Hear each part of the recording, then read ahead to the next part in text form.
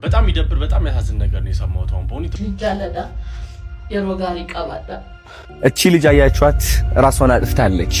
ገመድ ከኋላዋ አስራ የመጨረሻ የስንብት መልእክት አስተላልፋ ቪዲዮ። በዓለም ላይ በየ40 ሰከንዱ አንድ ሰው ህይወቱ እንዲያበቃ ይወስናል። በአመት ከ700 ሺህ በላይ ሰዎች ማለት ነው። ይህ ቁጥር ከብዙ የዓለም ከተሞች ህዝብ ይበልጣል። ዛሬ ግን የምናወራው በሚሊዮኖች ፊት ስትስቁላ ማታ ግን ለብቻዋ በቃኝ ስላለችው ወጣት ነው። ቦኒ በቲክቶክ ዓለም ውስጥ ስመ ገናናና በሚሊዮን የሚቆጠሩ ላይኮች በመቶ ሺዎች የሚቆጠሩ ፎሎወሮች ባለቤት እንዲሁም ለብዙዎቻችን የደስታ ተምሳሌት ነበረች። ነገር ግን ከስክሪኑ በስተጀርባ ምን ተፈጥሮ ነበር? እንዴት በሚሊዮኖች ፍቅር እየተከበበች ብቸኝነት ገደላት? ልጃለዳ የሮጋሪ ቀባዳ። ብዙዎች ምክንያቱ ምን ይሆን ብለው ይጠይቃሉ። ቤተሰብ፣ ጓደኛ ወይስ ራሱ ሶሻል ሚዲያ? በዚህ ቪዲዮ ውስጥ የቦኒን የመጨረሻ ሰዓታት፣ በስንብት ቪዲዮዋ ውስጥ የደበቀችውን ሚስጥራዊ መልእክትና ማንም ሊናገረው ያልደፈረውን የማህበራዊ ሚዲያ ጥቁር ገጽታ በጥልቀት እንመረምራለን። ይህ ቪዲዮ ስለ ቦኒ ብቻ አይደለም፣ ስለ አንተ፣ ስለ አንቺ እንዲሁም ስለ ሁላችንም ነው። በቪዲዮ መጨረሻ ላይ ሁላችንም ልንሰማው የሚገባ አንድ እጅግ አስደንጋጭ መረጃ አለ። ይህ መረጃ ካወቃችሁ በኋላ ሶሻል ሚዲያን የምታዩበት መንገድ ለዘላለም ይቀየራል። እስከ መጨረሻው አብራችሁን ቆዩ። ቦኒ በቲክቶክ ላይ ተራ ተጠቃሚ አልነበረችም። ከ800 ሺህ በላይ ተከታይ ያፈራች፣ በኦሮምኛና በአማርኛ ቋንቋዎች የብዙዎችን ልብ የገዛች ሱፐርስታር ነበረች። ቪዲዮዎቿን ስታዩ የህይወት ትርጉም የገባት፣ በራስ መተማመኗ ጥግ የደረሰ ይመስላል። ነገር ግን እውነታው ከምናየው ስክሪን ጀርባ ሌላ ነበር። ቦኒ ወደ ቲክቶክ የመጣችው ዝም ብላ አልነበረም። በኢትዮጵያ ዲጂታል ዓለም ውስጥ አዲስ ቀለም ይዛ የመጣች ወጣት ነበረች።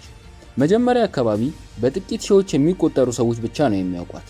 ነገር ግን ያላት ልዩ ተሰጥኦ በተለይ በኦሮምኛና በአማርኛው ቋንቋዎች የምታቀርባቸው አዝናኝ ቪዲዮዎች በአጭር ጊዜ ውስጥ ቫይራል እንድትሆን አደረጓት። ቦኒ እንደ ማንኛውም ታዋቂ ሰው ለሰዎች ምላሽ ትሰጥ ነበር።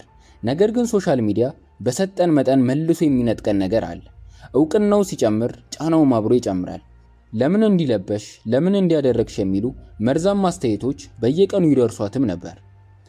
እንግዲህ እቺ ስኬታማ የምንላት ወጣት ናት ራሷን ለማጥፋት የወሰነችው። ታዲያ ያ የመጨረሻ ገፋፊ ምክንያት ምን ነበር? በስንብት ቪዲዮዋ ላይ የደበቀችውስ ሚስጥር ምንድን ነው? ብዙዎች ምንም ያልጎደለባት ልጅ ለምን እንዲህ ታደርጋለች ይላሉ። መልሱ ግን እዚያው ስንብቷ ላይ ነበር። ቦኒ እንዲህ አለች፣ እረፍት የሚሰጠኝ ሞቴ ብቻ ነው። አስቡት፣ ይህ ዲፕሬሽን ወይም ጥልቅ ጭንቀት የምንለው ጠላት በሰው ፊት እንድንስቅ በውስጥ ግን እንድንሞት የሚያደርግ ድምፅ አልባ ገዳይ ነው። ቦኒን የሚወዷት ቢበዙም በየቀኑ የሚወረወሩ መርዛማ ቃላት ግን አልጠፉም። አታምሪም፣ ይህ አይመጥንሽም እና ስለ ግል ህይወቷ የሚወሩ አሉባልታዎች። እኛ ለቀልድ የምንጽፈው አንድ ኮሜንት ለሌላው ሰው የሞት ፍርድ ሊሆን ይችላል። ቦኒ በስንብት ቪዲዮዋ ላይ ያስቀየምኳችሁን ይቅርታ ስትል ምንም ያላጠፋች ቢሆንም ምን ያህል ለሰዎች አስተያየት ትጨነቅ እንደነበር ያሳያል። ቦኒ ማንም ከጎኔ አልነበረም አላለችም። ነገር ግን የውስጤን የሚረዳልኝ አጣው የሚል ስሜት ውስጥ ነበረች። ይህ የታፈነ ጩኸት ነው ለሞት ያበቃት። ይህ የቦኒ ችግር ብቻ ሳይሆን የዓለምም ስጋት ነው። በዓለም አቀፍ የጤና ድርጅት መረጃ መሰረት በየ40 ሰከንዱ አንድ ሰው ህይወቱ ያልፋል። ቪዲዮን ማየት ከጀመራችሁበት እስካሁን ባሉት ደቂቃዎች ውስጥ ከ20 በላይ ሰዎች ከዚህ ዓለም ተለይተዋል። ከሁሉ የሚያስደነግጠው ደግሞ ከ15 እስከ 29 ዓመት ባሉ ወጣቶች ዘንድ ራስን ማጥፋት አራተኛ ቀዳሚ የሞት መንስኤ መሆኑ ነው። ጥናቶች እንደሚሉት ከሆነ በቀን ከ3 ሰዓት በላይ በማህበራዊ ሚዲያ ላይ የሚያሳልፉ ወጣቶች ለጭንቀትና ለድብርት የመጋለጥ እድላቸው በሁለት እጥፍ ይጨምራል።